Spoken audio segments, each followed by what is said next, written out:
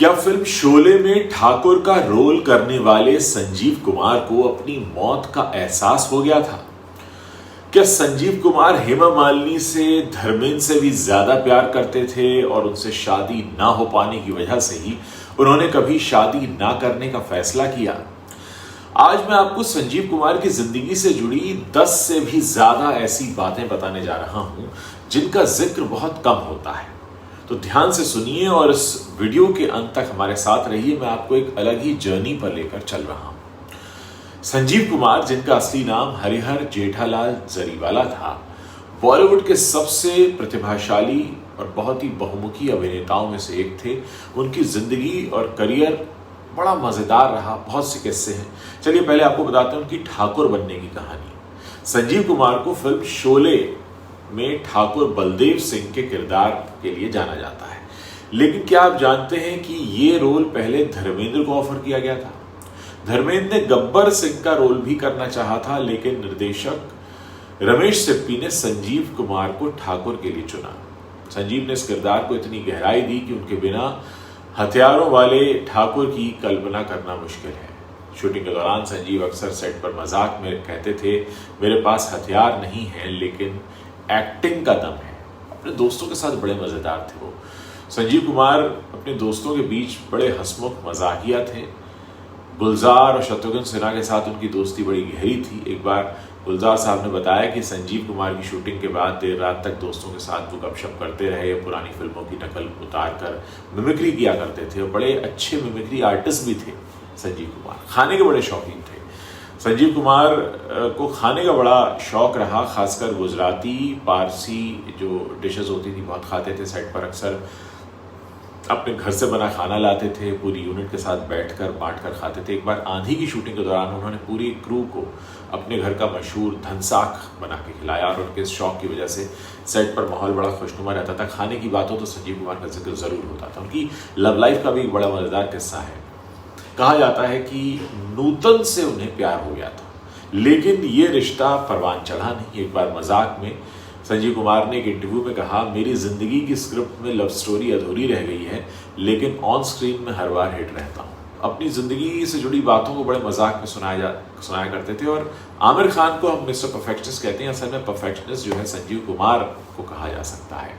Film पति पत्नी और वो जो 1978 में आई थी, उसके एक सीन के लिए उन्होंने इतनी बार रीटेक दिए क्योंकि उन्हें लग रहा था कि उनका डायलॉग डिलीवरी सही नहीं हो रही है। और उस वक्त डायरेक्टर B.R. चोपड़ा ने हंसते हुए कहा था कि संजीव तुम इतना परफेक्ट करोगे तो हमारी फिल्म कभी रिलीज ही नहीं होगी। एक बार उन्होंने 9 रोल किए थे, 9 बार में एक ही रोल। संजीव कुमार ने फिल्म नया दिन नई रात 1974 में आई थी। 9 अलग अलग किरदार निभाए, जो अपने आप में एक रिकॉर्ड था। इस दौरान वो हर किरदार के लिए अलग मेकअप, अलग गेटअप लेकर सेट पर आते थे। एक बार मेकअप मैन ने मजाक में कहा, संजीव भाई आप 9 लोग बनकर आए हो लेकिन मुझे तो एक ही सैलरी मिल रही है। तो संजीव कुमार ने हंसते हुए बोला, तो मैं भी तो एक ही बार मेहनताना लूंगा। अपनी मौत की भी भविष्यवाणी उन्होंने की थी। एक दुखद लेकिन दिलचस्प किस्सा है कि संजीव कुमार को अपनी छोटी उम्र में मृत्यु हो जाएगी ऐसी भविष्यवाणी मिल गई थी। एक ज्योतिष ने कह दिया था। कहा जाता है कि उन्हें बताया गया था कि वो 50 साल से पहले ये दुनिया छोड़ देंगे। संजीव कुमार इस बात को हल्के में लिया करते थे और मजाक में कहते थे, अगर ज्योतिषी सही है तो मैं जल्दी जल्दी और अच्छी फिल्में करना चाहता हूँ। दुखद मामला ये रहा कि 47 साल की उम्र में 1985 में दिल का दौरा पड़ने से उनका निधन हुआ। संजीव कुमार की जिंदगी के कई पहलू ऐसे हैं जो आज भी अछूते हैं। खासकर एक बात मैं आपको बता दूं, क्योंकि ज्योतिष में बड़ी रुचि थी।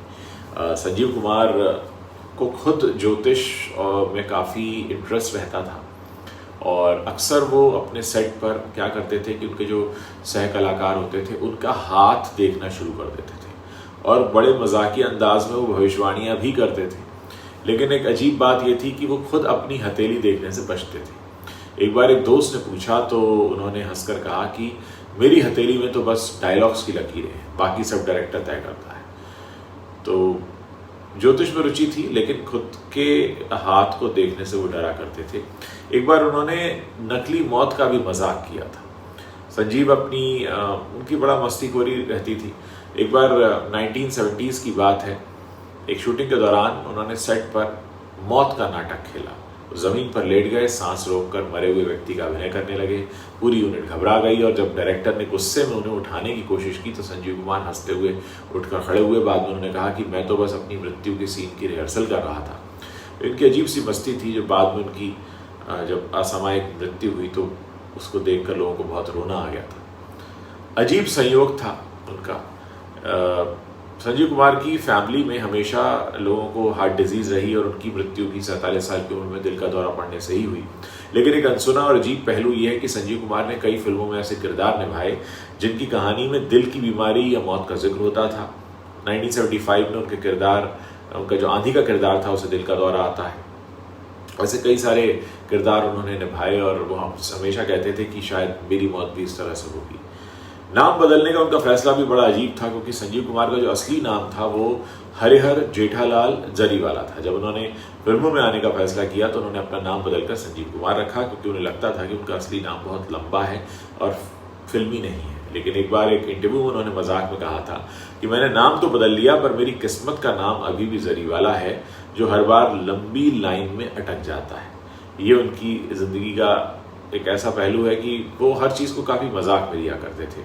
संजीव कुमार ने कभी शादी नहीं की और उनकी लव लाइफ हमेशा चर्चा में रही। एक अनसुना पहलू उनके बारे में ये भी है कि शादी का थॉट आता था तो वो थोड़ा डरते थे। एक करीबी दोस्त ने बताया था कि संजीव कुमार को लगता था कि शादी उनकी आज़ादी और एक्टिंग करियर में बाधा डाल देगी। एक बार मजाक में उन्होंने कहा कि मैं ऑन स्क्रीन इतनी बार शादी कर चुका हूँ कि रियल लाइफ में अब डर लगता है। उनका ये अकेलापन और शादी से दूरी उनकी ज़िंदगी का एक अजीब सा पहलू था। प्यार तो उन्हें कई बार हुआ लेकिन शादी से दूर रहे। वो सिगरेट का भी अजीब शौक था उन्हें। अक्सर सेट पर सिगरेट के साथ अपने किरदारों के लिए मूड बनाया करते थे और सिगरेट को वो अक्सर उल्टा पकड़ कर पीते थे, यानी जलती हुई साइड को मुंह में डालकर। जब किसी ने पूछा कि ऐसा क्यों करते हैं तो उन्होंने हंसकर कहा कि मेरा स्टाइल है, इससे सीन में ड्रामा बढ़ता है। और उनकी अजीब सी आदत थी जो सेट पर लोगों को काफ़ी हैरान करती थी। फिल्मों के लिए एक बहुत अजीब जुनून संजीव कुमार का रहा।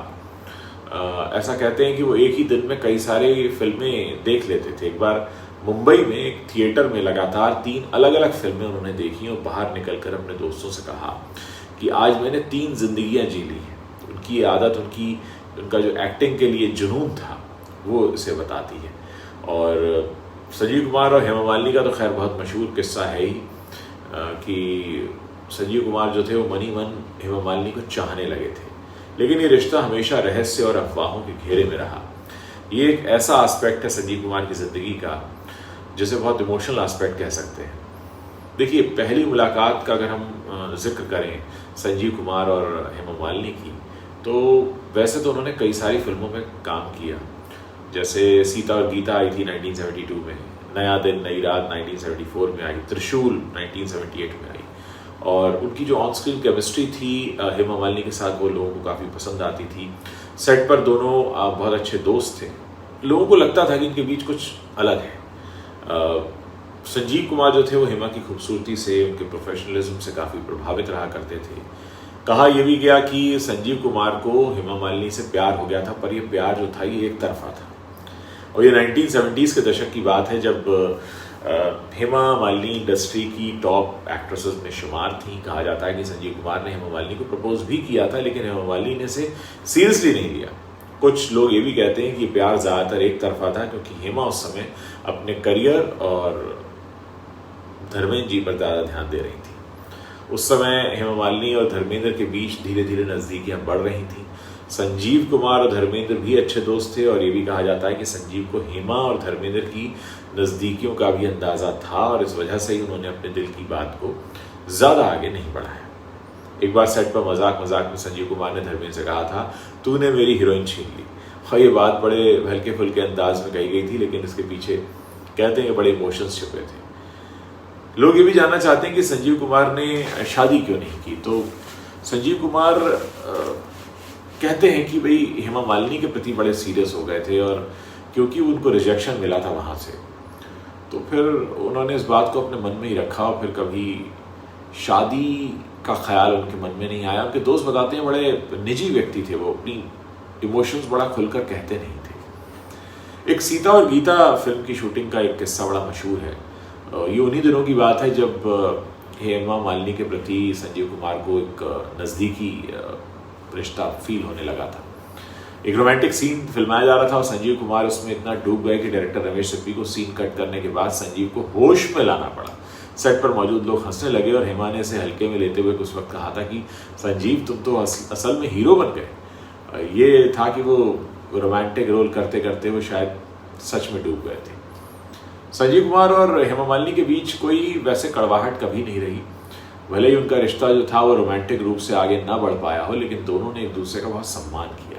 हेमा ने बाद में एक इंटरव्यू में संजीव कुमार के बारे में कहा भी था कि वो एक शानदार अभिनेता थे, बहुत अच्छे इंसान थे, उनके साथ काम करना हमेशा आसान और मज़ेदार होता था। ये बताता है कि उनकी दोस्ती और प्रोफेशनल रिश्ता कितना मजबूत रहा। संजीव कुमार की जिंदगी में प्यार की कमी और उनका अचानक चले जाना, 47 साल की कोई उम्र नहीं होती जाने की, वैसे तो जाने की कोई उम्र नहीं होती, लेकिन लोग कहते हैं कि हेमा मालिनी के प्रति उनके इमोशंस बहुत ज़्यादा थे और उनकी एक तरह से ज़िंदगी में एक बहुत बड़ा झटका लगा था जब उन्हें एहसास हुआ कि वो हेमा मालिनी से शादी नहीं कर पाएंगे। और उनको पता था कि हेमा मालिनी और धर्मेंद्र एक दूसरे के काफ़ी करीब जा रहे हैं। कह सकते हैं कि बॉलीवुड की सबसे ज़्यादा अनकही प्रेम कहानियों में अगर कभी जिक्र होगा तो संजीव कुमार और हेमा मालिनी का होगा। ये लोग जिस तरीके से करीब आए और जिस तरीके से दूर भी हो गए, जाहिर है लोगों ने तो यही समझा कि एक तरफा प्यार था संजीव कुमार का। संजीव कुमार की ज़िंदगी बहुत अलग रही, बहुत छोटी ज़िंदगी थी लेकिन बहुत बड़ी भी थी। बहुत जल्दी चले गए लेकिन बहुत यादगार काम करके गए।